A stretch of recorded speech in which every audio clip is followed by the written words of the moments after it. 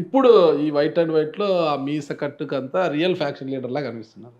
Faction ఎప్పుడూ మర్చిపోయినావు నువ్వు. ఎంత ఫ్యాక్షన్ లీడర్ అంటే ఎట్లా చెప్పు? లేదు. ఆ డ్రెస్సు అదంతా చూస్తే అది కొంత కనిపిస్తదన్న అసలకి. ఆ మీస కట్ అదంతా. మార్చే పద్ధతే లేదన్న అది. ఆ మీస కట్ ఇంక అంతేనా? స్మార్ట్‌గా ఉండాలని ఏం లేదా? ఏం లేదు, అది మొదటి నుంచి అలవాటయింది కాబట్టి ఇంక దాన్ని మార్చేదేం. రాయలసీమ పౌరుషం అంతా ఆడే కనిపిస్తదనమాట. ఇక పౌరుషం అనేది ఏం లేదు. ఇంక వయస్సు ఇంత అయిపోయింది. ఇంకేం ఎంతయిందన్న వయసు? ఇప్పుడు దగ్గర దగ్గర 63 ఏళ్ళు. 63 ఇయర్స్. చిన్న వయసేం పెద్ద వయసేం కాదన్న. అంటే ఎట్లా పెద్ద వయసు, ఆల్రెడీ రిటైర్మెంట్ స్టేజ్కి తగ్గ. రిటైర్మెంట్ అయితే రిటైర్డ్ అవుతున్నారా ఏం కదా? పాలిటిక్స్లో నో రిటైర్మెంట్లే. ఓకే. గవర్నమెంట్ ఎంప్లాయ్ అయితే రిటైర్మెంట్ అంతే తప్ప. పాలిటిక్స్‌లో లేదు. పాలిటిక్స్‌లో కూడా రాజశేఖర్ రెడ్డిలు అంతా కదా 60+ అంతా కూడా అంటే పాలిటిక్స్ నుంచి రిటైర్డ్ అయిపోతే కదా యువ రక్తం రాజకీయాల్లోకి వచ్చేకి అనేది. అంటే మనకు ఓపిక ఉన్నన్నాళ్ళు రాజకీయాల్లో ఉండాలనేది. ఇంక ఓపిక లేనప్పుడు అప్పుడు మానేస్తాం. మరి ఇప్పుడు రిటైర్డ్ అయితే కదా మీ కుమారు నరసింహారెడ్డి వచ్చేకి. చూడాలి అంతే. ఇంకా ఒకవేళ ఇంట్రెస్ట్ ఉంటే వస్తానంటే మనం ఎందుకు వద్దని చెప్తాం చెప్పు. నరసింహారెడ్డి చాలా దూకుడుగా ఉన్నాడు. యూత్ లీడర్‌గా కొనసాగుతున్నాడు. అసలు బర్త్‌డేలకి, జన్మదినాలకి దానికి పెద్ద పెద్ద ఫ్లెక్సీలు కర్నూలులో చూస్తూనే ఉన్నాం. అసలు ఎక్కడ చూడు. ఆ?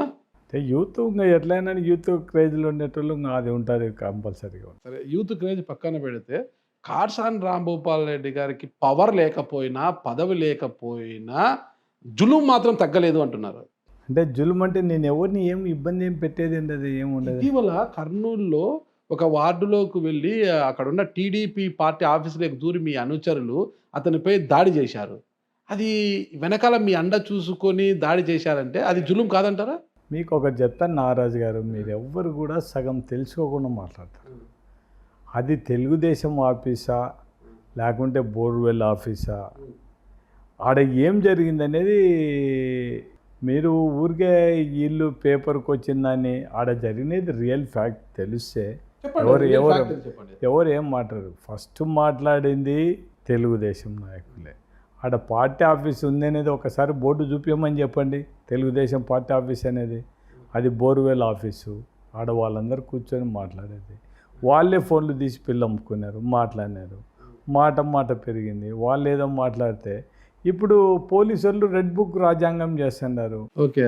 ఒకవేళ తెలుగుదేశం వాళ్ళది తప్పైనా కూడా, వైఎస్ఆర్సీపీ రైట్ అయినా కూడా వాళ్ళు ఏం చెప్తే అది కేసులు పెట్టే పరిస్థితిలో ఉన్నారు. వారాహి సిల్వర్ జ్యువెలరీ ఇప్పుడు మన Varahi silks KPHP store first floor లో 28 March hero Teja Sajja, heroine Meenakshi Chaudhary చేతుల మీదుగా గ్రాండ్ ఓపెనింగ్ జరగబోతుంది.